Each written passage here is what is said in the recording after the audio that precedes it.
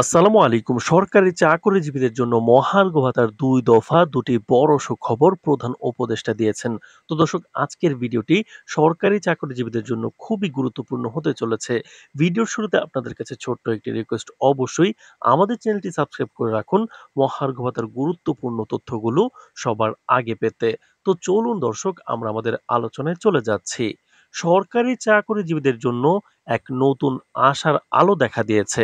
দেশের অর্থনৈতিক চাপে যখন সাধারণ মানুষ নিত্য প্রয়োজনীয় পণ্যের দাম বৃদ্ধির কারণে দিশেহারা, তখন প্রধান উপদেষ্টা ঘোষণা দিলেন দুটি বড় সুখবর, যা সরকারি চাকরিজীবীদের মাঝে স্বস্তি ফিরিয়ে আনবে।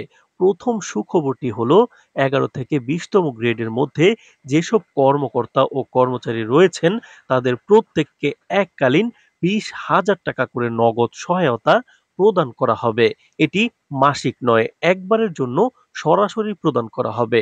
এই সিদ্ধান্ত নেওয়ার পিছনে বড় কারণ হলো দীর্ঘদিন ধরে সরকারি চাকরিজীবীরা কোনো মহার্ঘ ভাতা পাচ্ছেন না, অথচ বাজারে জিনিসপত্রের দাম ক্রমাগত বেড়েই চলেছে। ফলে জীবনযাত্রার মান ধরে রাখা অনেকের জন্য কঠিন হয়ে উঠেছে। সরকারের পক্ষ থেকে এই এককালীন ভাতা সেই চাপ কিছুটা হলেও লাঘব করবে বলে মনে করা হচ্ছে। তো দর্শক, দ্বিতীয় সুখবরটি আরো বড় পরিসরে। তো দর্শক, ভিডিওটির এই পর্যায়ে এসে এখন পর্যন্ত যারা চ্যানেলটি সাবস্ক্রাইব করেননি, অবশ্যই চ্যানেলটি সাবস্ক্রাইব করে নিন মহার্ঘ ভাতার সর্বশেষ গুরুত্বপূর্ণ আপডেটগুলো সবার আগে পেতে। তো দর্শক, দ্বিতীয় সুখবরটি আরো বড় পরিসরে। জুলাই মাস থেকে কার্যকর হচ্ছে মাসিক মহার্ঘ ভাতা। এই ভাতা প্রদান হবে গ্রেড ভিত্তিক হারে। উচ্চ গ্রেডের কর্মকর্তা যেমন বেশি ভাতা পাবেন, নিম্ন গ্রেডের কর্মচারীরা পাবেন সামঞ্জস্যপূর্ণ হারে। সিদ্ধান্ত অনুযায়ী প্রথম থেকে ৯তম গ্রেডের কর্মকর্তারা সর্বোচ্চ ৭,৮০০ টাকা পর্যন্ত মহার্ঘ ভাতা পেতে পারেন। অপরদিকে ১১ থেকে ২০তম গ্রেডের কর্মচারীদের জন্য নির্ধারণ করা হয়েছে ২০% হারে মহার্ঘ ভাতা, যার সর্বনিম্ন পরিমাণ হবে ৪,০০০ টাকা। তবে যাদের নতুন চাকরি হয়েছে কেবলমাত্র তারাই এই সর্বনিম্ন ভাতা পাবেন। সময়ের সঙ্গে সঙ্গে কর্মচারীদের গ্রেড পরিবর্তন হলে তারাও আরো বেশি হারে ভাতা পাওয়ার যোগ্য হবেন। তো দর্শক, এই মহার্ঘ ভাতা কার্যকর হবে ১ জুলাই ২০২৫ থেকে। ২ জুন বাজেট ঘোষণার পরপরই এটি আনুষ্ঠানিকভাবে বাস্তবায়নের কাজ শুরু হবে। জুলাই মাসের বেতনের সঙ্গেই মহার্ঘ ভাতা যুক্ত হয়ে কর্মচারীদের হাতে পৌঁছাবে। অর্থ উপদেষ্টা ইতিমধ্যেই এই বিষয়ে একটি উচ্চ পর্যায়ের কমিটি গঠন করেছেন, যারা বাস্তবায়ন, অডিট এবং অর্থ বরাদ্দ সংক্রান্ত কার্যক্রম তদারকি করবেন।